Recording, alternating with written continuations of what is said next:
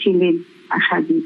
আর সেই ওনার রবীন্দ্রসঙ্গীত গুলো আমরা কোনোদিন ভুলতে পারবো? বিভিন্ন দেশের গান উনি গেয়েছেন, যেখানে যা গেয়েছেন একদম টিপটপ, কোনোখানে কেউ ভুল ধরতে পারবে না। ক্লাসিক্যাল রঙের গান এবার গুর্জরি তৈরি গাইছিলেন, ওরে বাবা, মনে হচ্ছিল গানটা শুনে উনি রোজই বোধহয় রেয়াজ করেন।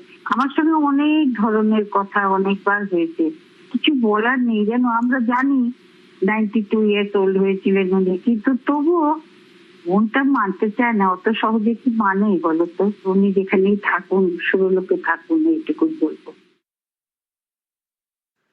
ঘরে তো বিশ্বাসই হচ্ছে না, আমি জাস্ট শুনলাম। আশাজি আমাদের ভারতবর্ষের হিস্ট্রি অফ ইন্ডিয়ান মিউজিকের মানে হয়তো ওয়ান অফ দ্য বেস্ট। আমার তো পার্সোনাল ফেভারিট ছিলেন উনি। মানে ফিমেল সিঙ্গার্সদের মধ্যে আমার চিরকালই ওনাকে আমি মানে ভক্তি করতাম।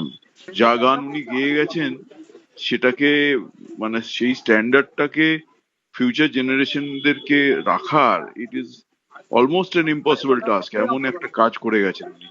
এটা একটা সম্পূর্ণ যুগের শেষ হলো। মানে যে কাজটা রেখে গেলেন সেটা একেবারে ইউনিক। মানে ইট ইজ রিয়েলি আনপ্যারালালড কাজ।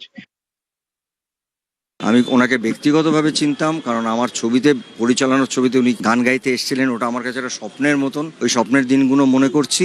ওনার প্রতিটি গান, সেটা বাংলায় বলি, হিন্দিতে বলি, সেটা এখনো আমরা গাই। এবং ওনার একটা প্যাটার্ন ছিল, তারা অভিনয়ের থেকে শুরু করেছেন, সেখান থেকে শেষে একেবারে আজকের প্রজন্ম গান গেয়ে